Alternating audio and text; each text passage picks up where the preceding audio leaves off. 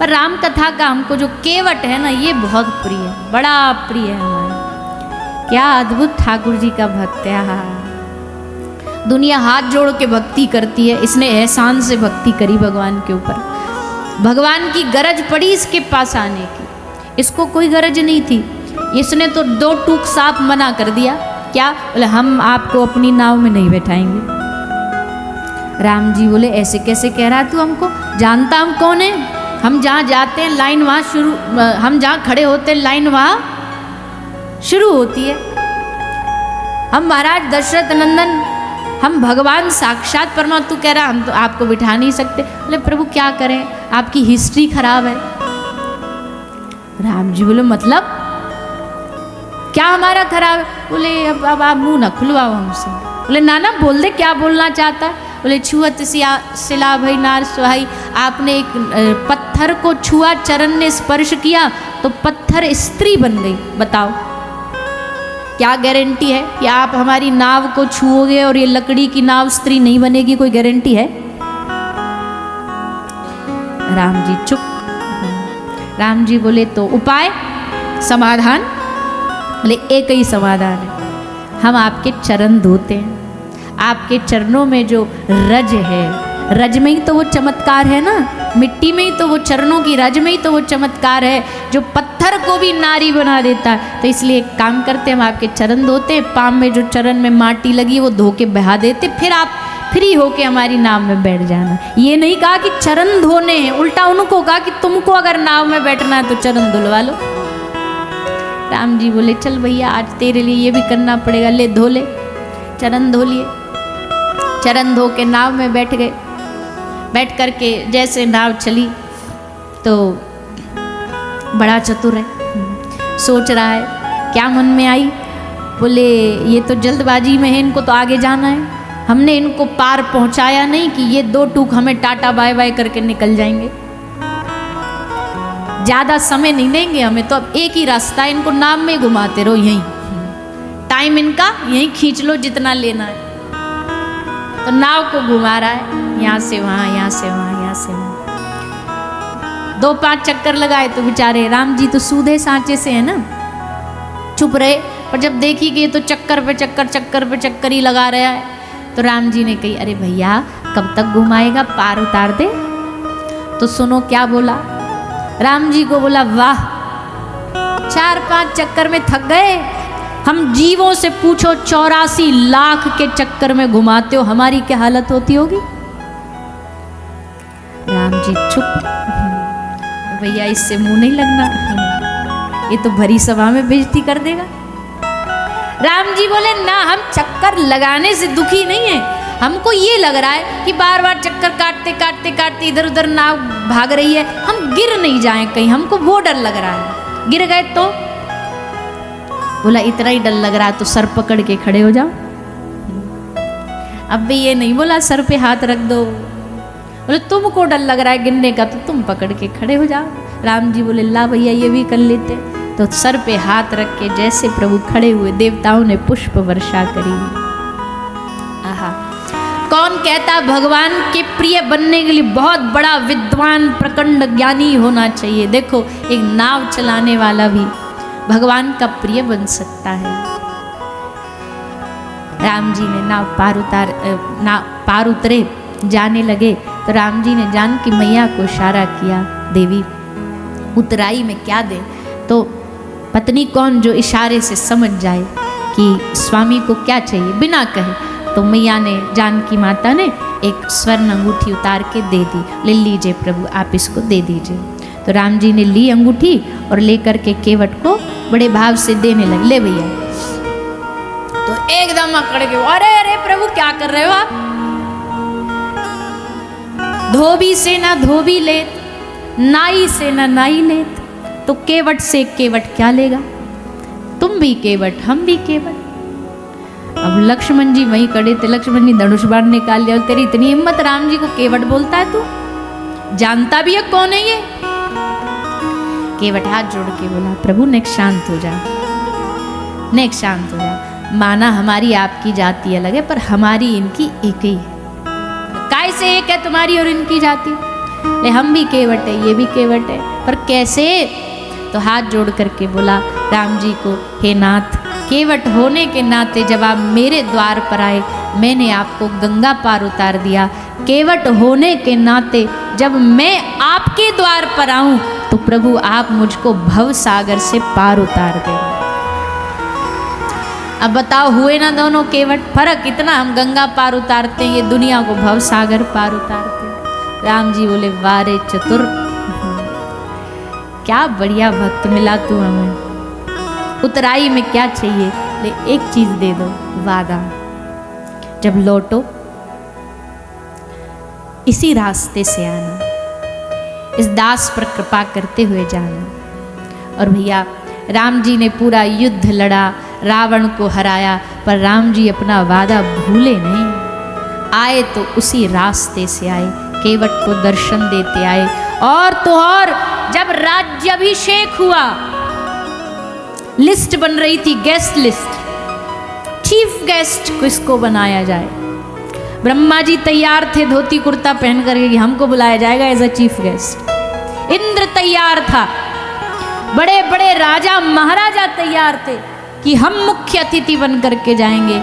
राम जी से पूछा, प्रभु आपका कोई सजेशन, आपका कोई सुझाव, आप किसको चाहते हो मुख्य अतिथि बन करके आए?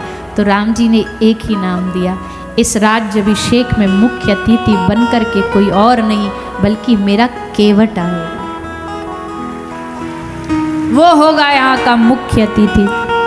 और बाकी सब बैठ करके हमारी इस सुंदर राज्याभिषेक का दर्शन करेंगे। तो भैया ऐसा भगवान का परम भक्त केवट,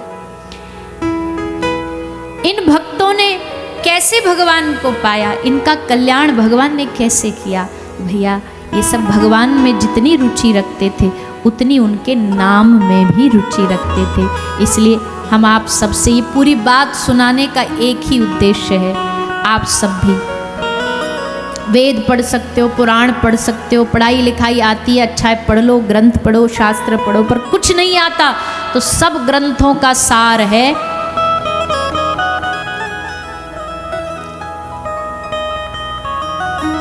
एक बार महादेव ने एक रामायण लिखी। इतिहास की बहुत सारी ऐसी घटनाएं जो हमें पता नहीं है। राम जी की लीला बहुत लोगों ने लिखी, यहाँ तक कि हनुमान जी ने भी एक राम कथा लिखी जिसको हनुमान नाटकम कहा जाता था। हनुमान जी की चरित्र में भक्तमाल में नाभादास जी ने लिखी है ये कथा। हनुमान जी ने एक राम कथा लिखी थी और इतनी सुंदर लिखी, वाल्मीकि ऋषि आए दर्शन करने और जैसे उन्होंने हनुमान जी की उस राम कथा को देखा, देख करके पहले तो खूब बड़ाई करी, आहा वाह वाह वाह क्या सुंदर राम कथा लिखी है, ना भूतो ना हमारी वाली भी फीकी है इसके सामने, तो खूब प्रशंसा करी। पर भैया मानव की मति में कुछ ईर्ष्या तो आई जाती है। उनके मन में क्या आ गया, बोले अगर ये राम कथा प्रसिद्ध हो गई तो हमारी वाली का रस कम हो जाएगा। इसलिए जब इन्होंने खूब प्रशंसा करी, वाल्मीकि ऋषि ने खूब प्रशंसा करी, तो हनुमान जी प्रसन्न हो गए। हनुमान जी ने कहा कि इसके आपने हमारी इतनी प्रशंसा करी, कुछ मांग लो हमसे। तो इन्होंने क्या मांगा, इन्होंने हनुमान जी से हाथ जोड़ के मांगा, प्रभु आपने जो राम कथा लिखी है ना उसको जल में बहा दो, इसको जल में बहा दो। महर्षि की बात सुन करके हनुमान जी ने जल में तो बहा दी, पर श्राप भी दिया है कि आपने आज एकदम कलयुगी जीव जैसा व्यवहार किया, जाओ कलयुग में जा करके आप मानव बन जाओ। और वही ऐसा भक्तमाल जी में लिखा है कि वही बाबा तुलसीदास बन करके कलयुग में प्रकट हुए और उनके मुख से ऐसी कथा कहलवाई, ऐसी कथा लिखवाई रामचरितमानस, कि आज भी वो बच्चा भी उसकी चौपाइयों को घरों में गाता है। तो राम कथा कई लिखी गई, आज भी भारत में वर्तमान में 250 से ऊपर राम कथा के ऊपर टीकाएं हैं। कम्मन रामायण, तुलसीदास जी की, वशिष्ठ आदि सब रामायण। तो ऐसी एक रामायण लिखी किन्होंने, भगवान महादेव ने। और कितनी बड़ी राम कथा थी, उसमें 1 करोड़ श्लोक थे। कितने? 1 करोड़। महादेव ने राम कथा लिखी 1 करोड़ श्लोक वाली, लेकिन अब घटना यूँ घटी, ये कुछ देवता, कुछ मानव, कुछ दैत्य मिलकर के महादेव के पास पहुँच गए, इकट्ठा ग्रुप बना करके, और जाके महादेव से बोले, अरे महादेव आप तो साक्षात परब्रह्म हो, आपको राम कथा की क्या आवश्यकता। एक काम करो, एक कथा की जरूरत तो हम जीवों को है, ये राम कथा को हम 3 लोगों में, 3 ग्रुप में बांट दो, देवता, दानव और मनुष्य, तीनों में बांट दो। महादेव बोले बिल्कुल, लो जी। तो महादेव ने 1 करोड़ श्लोक में से 33 लाख श्लोक तीनों में बांट दिए। अब कितने बचे? हमारा ने गणित कमजोर है, आप बताओ। हाँ, 1 करोड़ में से 33 लाख 3 जगह बांट दिए, कितने बचे? 1 लाख। 1 लाख बचे। देवता बोले, अरे नाथ आप तो शंभो हो, आप तो महादेव हो, आपको 1 लाख की भी क्या जरूरत है, ये भी बांट दो। महादेव ने कहा लो जी, ये भी ले लो। 1 लाख में से 33 हजार श्लोक बांट दिए। अब कितने बचे? 1000। फिर से मानव बोले, अरे प्रभु आपको क्या, हम मानवों को इनकी ज़्यादा जरूरत है, ये भी बांट दो। बोले लो, 1000 में से 33 श्लोक बांट दिए। अब कितने बचे? बोलो ना, 100। दैत्य बोले, अरे प्रभु इसकी भी क्या आवश्यकता है, 100 भी बांट दो। महादेव बोले लो जी, ये भी ले जाओ। 100 में से 33 श्लोक बांट दिए। अब कितने बचे? 1 बचा। 1 बचा। फिर से मनुष्य बोल पड़े, महाराज 1 भी बांट दो। महाराज बोले, अरे इतने अलग अलग श्लोक थे तो बांट दिए, 1 को कैसे बांटे हम? बोले कुछ भी करो, बांट दो। महादेव बोले लो रास्ता निकालते कुछ। तो संस्कृत में श्लोक के छंद होते हैं, एक होता है अनुष्टुपी छंद। अनुष्टुपी छंद में 32 अक्षर का श्लोक होता है। तो महादेव ने 32 अक्षर में से 10 अक्षर तीनों जगह बांट दिए। अब कितने बचे? 2 अक्षर बचे। देवता बोले ये भी, महादेव बोले खबरदार अब जो आगे बोले तो। सब लूट ले गए, सब दे दिया तुमको, और दे दिया चाहिए भी नहीं हमें, हमारे लिए 2 अक्षर काफ़ी है। देवता बोले ठीक है महाराज, 2 अक्षर आप रखो, पर कम से कम बता तो दो ये 2 अक्षर क्या है। महादेव ने कहा ये 2 अक्षर पूरी राम कथा का सार है। और ये 2 अक्षर क्या है? ये जोर से, रा और म। ये राम जो नाम है ये पूरी राम कथा का सार है। कृष्ण नाम पूरी कृष्ण कथा का, पूरी भागवत का सार है। कृष्ण नाम पकड़ लिया तो पूरी भागवत पकड़ ली, राम नाम पकड़ लिया तो पूरी राम कथा पकड़ ली। इसलिए अब अगर इस भागवत को पकड़ना है तो क्या करना पड़ेगा? कृष्ण नाम को पकड़ना पड़ेगा। इसलिए हम आप सबसे कथा के 7वें दिन ये निवेदन कर रहे हैं कि भैया सब लोग आज के बाद, कल से, मतलब आज से ही अब अपने घर में जा कर के रोज़ भगवान के नाम की माला करो। 1 से शुरू करो, 1 से बढ़ते बढ़ते बढ़ते फिर बढ़ जाए, कोई रोक टोक थोड़ी है। अब कोई गिनती ऐसे रख के थोड़ी करोगी, 4 माला हो गई बस ड्यूटी ख़त्म, पैक करो रख दी।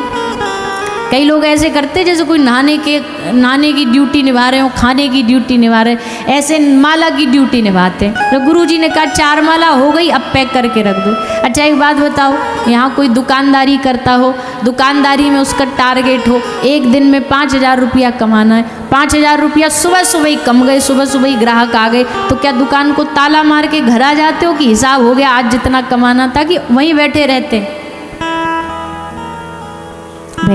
ना इस उम्मीद में कि और कमाएं और कमाएं और कमाएं।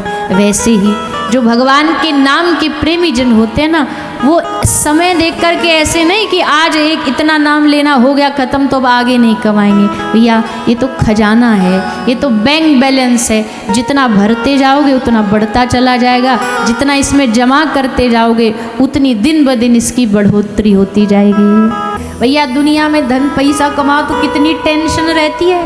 तिजोरी खरीदो, तिजोरी में बड़ा मोटा वाला ताला होना चाहिए, पता चले रात ही रात में चोर चुरा के लूट के ले गया तो। धन के लिए आए दुखम व्यय दुखम, पैसा आता भी खून पसीने की मेहनत से आता है, तब भी मेहनत लगती है, जाता है तब दुख लगता है। खर्च करने में दुख लगता है, कमाई में मेहनत, खर्च करने में दुख, ऊपर से चोरी की टेंशन, ऊपर से ये इनकम टैक्स के छापे का डर, ऊपर से मोदी जी का डर, पता चले रात रात में नोट बदल डाले तो सब रे तिजोरी में धरे रह जाएंगे कैद। कितनी टेंशन, कितनी चिंता। और आप अपनी तिजोरी में आज से 10 साल पहले 5,000 रुपया रखो, आज से 10 साल बाद भी खोलोगे तिजोरी को तो 5,000 ही मिलेंगे, बढ़ेंगे नहीं। पर राम नाम का धन दिन दिन बढ़त सवायो, प्रतिक्षण वर्धमानम, बढ़ता जाएगा, बढ़ता जाएगा, हर रोज बढ़ेगा। राम नाम का धन ऐसा है। ये धन मिला कहाँ से? तब मीराबाई सा कहती हैं, दुनिया में जो कमा रहे हो और जो अभी तक नहीं कमाया राम नाम का धन, दोनों में अंतर समझो। दुनिया का धन कमा भी लोगे तो मरने के बाद सबको पता है एक चवन्नी भी, बोलो ना, साथ नहीं जाएगी। आज तक किसी ने कफन में जेब नहीं लगवाई। दर्जी को जाके ये नहीं बोला भैया हमारा जो वो सफ़ेद कपड़ा बनाएगा ना उसमें 4 गोजा मतलब 4 पॉकेट बना देना। क्यों? बोला हम अपना फेवरेट आईफोन संग लेके जाएंगे, हम अपनी वो पसंदीदा अंगूठी हीरा वाली वो नहीं छोड़ के जाएंगे, यहाँ संग लेके जाएंगे। सबको पता है नहीं जाना साथ में, अगले जन्म में फिर 0 से शुरुआत करनी पड़ेगी। पर भगवान की भक्ति का धन इस जन्म में जितना कमाया है अगले जन्म में वहीं से कंटिन्यू, वहीं से वो तार फिर से जुड़ जाएगा। आज का कमाया धन खाली नहीं जाएगा।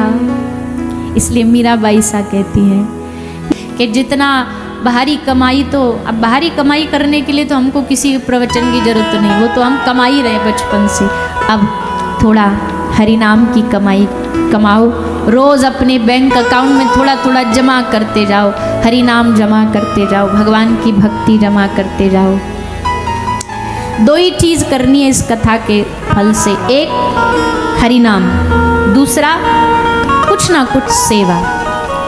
2 ही चीज़ से भगवान मिलते हैं, एक सेवा से और एक हरि नाम से। इन दोनों चीज़ों के द्वारा हमारे जीवन में भगवान की प्राप्ति होती है और उसी से हमारे हृदय में भगवान के लिए मन में प्रेम जागता है। तो 7 दिन की कथा ऐसे ही नहीं जाएगी। इस 7 दिन की कथा को अपने हृदय में बसा करके, अपने चित्त में बसा करके रोज, जैसे दवाई लेते हैं ना, तो दवाई में क्या होता है, डॉक्टर बताता है कि भैया सुबह लेनी है, दोपहर लेनी है, शाम को लेनी है। पर यहाँ भागवत की दवाई कह रहे हैं कि दिन में जब तुमको याद आ जाए।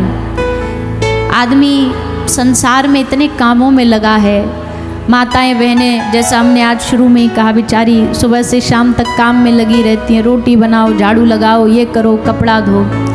अब ऐसे में भजन कैसे करें? बोले देखो मैया भोजन बनाती हो तो हाथ से बनाती हो ना, मुंह से क्या करना है? बोले हाथ से काम करते रहो, काम करते रहो, नाम जपते रहो, हर समय कृष्ण का ध्यान धरते रहो, अपने रथ को सुमारग लगाते चलो, कृष्ण गोविंद गोपाल गाते चलो, गाते चलो। काम करते करते अपने मुख से सीताराम सीताराम सीताराम कहिए, जाही विधि राखे राम ताही विधि रहिए, महलों में राखे चाहे झोपड़ी में वास दे। आगे, अरे ये तो सबको याद होना चाहिए ये भजन। महलों में राखे चाहे झोपड़ी में वास दे, धन्यवाद निर्विवाद राम राम कहिए।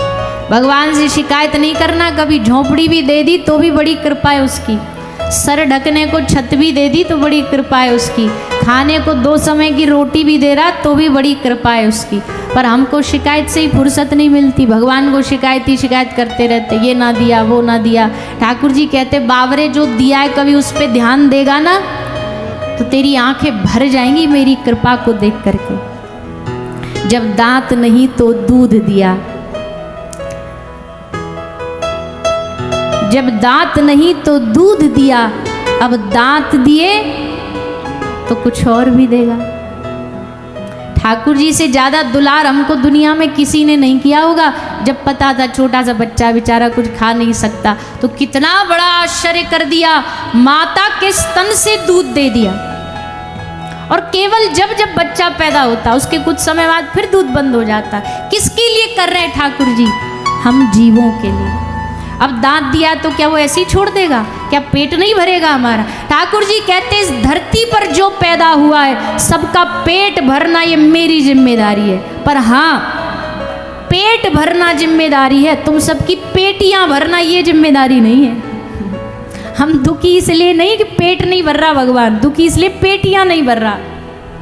पेट भरने की गारंटी तो भगवान ने ले ली, भैया पेट तो मैं भर दूंगा, बाकी तो फिर तेरा अपना पुरुषार्थ अपना भाग्य है। भगवान पे थोड़ा विश्वास रखो, चिंता छोड़ करके कहीं भी वो रखे, बस भगवान को धन्यवाद दो, उनकी कृपा का धन्यवाद दो कि हे नाथ आपने हम पर कितनी कृपा करी है, आपने हमको कितना आशीर्वाद दिया है। तो ये 7 दिन की कथा भगवान की कृपा की कथा है। कृपा के ही माध्यम से भगवान को जाना जा सकता है। देखो भक्त के जीवन में 2 शब्द, सब सुनो ध्यान से, 2 शब्द सब जुबान पर रट लो। कौन कौन से? पहला शब्द है हरि कृपा और दूसरा शब्द है हरि इच्छा। अगर जो चाह रहे हो वो मिल रहा है तो समझ लेना हरि कृपा है, और जो चाह रहे हो वो नहीं मिल रहा है तो समझ लेना हरि इच्छा है। और हरि इच्छा बली ऐसी, भगवान की इच्छा से बड़ा क्या हो सकता है? अगर हम जो चाह रहे वो नहीं मिल रहा और भगवान नहीं दे रहा ना, इसका मतलब है इसमें कुछ ना कुछ भगवान ने हमारी भलाई छुपा रखे, जानबूझ के नहीं दे रहा। उसे पता है कि ये इसके लिए ठीक नहीं है, ये इसके लिए हानिकारक है। बच्चा कितना भी चाकू से खेलने के लिए रोए पर मैया तो छीन के उसको फेंक देती है ना, क्योंकि उसे पता है कि ये इसके लिए हानिकारक है। वैसे ही भगवान को जो लगता है जो हमारे लिए हानिकारक है, हमारे लिए लाभप्रद नहीं, भगवान उसको हमारे जीवन से छीन लेते हैं। उसके छीनने में भी कृपा है, ये मत समझना केवल देना ही कृपा है, कभी कभी छीन लेना भी भगवान की कृपा ही होती। बस इतना सा रहस्य समझ जाओ कि देना कृपा है तो कभी कभी लेना भी कृपा है। अगर वो ले रहा है तो इसमें भी उसकी कृपा छुपी हुई है। भगवान की कृपा बड़ी टेढ़ी है। हमारे ब्रज में कहते जैसे कन्हैया टेढ़ो है ना, बाकी कृपा भी टेढ़ी। पूछो कैसे? अरे पूछो ना। अच्छा ये बताओ कौन कौन भगवान की कृपा चाहता है? पहले हाथ उठा के बताओ। देख लेना, पक्का कमर कस लेना। अब सुनो, भगवत गीता में भगवान श्री कृष्ण ने अर्जुन को बताई है कृपा क्या है मेरी। भगवान की कृपा सबको चाहिए, पर ठाकुर जी कहते लो सुनो मेरी कृपा। क्या है मेरी कृपा? कह रहे हैं जब मैं किसी पर कृपा बरसाता हूं तो सबसे पहले क्या करता हूं? हरिष्ये तद्धनम सनई, सनई सनई धीरे धीरे करके मैं उसका धन छीन लेता हूं। अरे राम राम राम राम, ये कैसी कृपा है प्रभु तुम्हारी, धन छीन लेते हो? बोले हाँ। भक्त ने कहा कोई बात नहीं, हम मेहनत करके दोबारा कमा लेंगे। बोले नहीं, उसके सारे प्रयास असफल कर देता हूं। अच्छा हाँ, घर द्वार, रिश्तेदार, स्वजन संबंधी जो सबसे ज्यादा प्यारा होता है, करोमि बंधु विच्छेदम, मैं पूरे बंधु बांधवों को दूर कर देता हूं, अपनों से दूर कर देता हूं। भक्त बोला कृपा कर रहे हो दुश्मनी निकाल रहे हो? क्या करना चाहते हो आप? भगवान बोले यही मेरी कृपा है। बोले इसमें क्या कृपा है? बोले भैया मेरी कृपा ये है, जब सब जगह से हार जाएगा, जब सब जगह से ठोकर खाएगा, जब कुछ याद नहीं रहेगा, जब सब साथ छोड़ जाएंगे, तो मेरे पास आकर के दोनों हाथ उठा करके बोलेगा, हे नाथ मैं तेरा हूँ तू मेरा है। अब आया ना लाइन पे, ठाकुर जी कहते अब आई तुझे बात समझ में कि तू मेरा है मैं तेरा हूँ। ये पहले समझ लेता तो हमको इतना लंबा चौड़ा प्रोसेस ना करना पड़ता। पहले ही मान ले कि प्रभु आप हमारे हो, आप हमारे हो, ये तू पहले मान लेगा तो तुझ पर मेरी कृपा हो जाएगी। तो इसलिए जो हाथ उठा रहे थे ना, भगवान की कृपा चाहिए, सुनो भगवत गीता में भगवान ने क्या कृपा कही है। हमसे तो जो आज चाहा और वो ना मिला अगर, तो हमको भगवान बदलने में टाइम नहीं लगता। 33 करोड़ देवी देवताएं, ये नहीं सुनना इसको सुना लेंगे, राम जी नहीं सुनने तो ये वाला मंत्र बदल लेंगे, ये वाला मंत्र नहीं तो परसों दूसरा मंत्र बदल लेंगे, भगवान बदल लेंगे।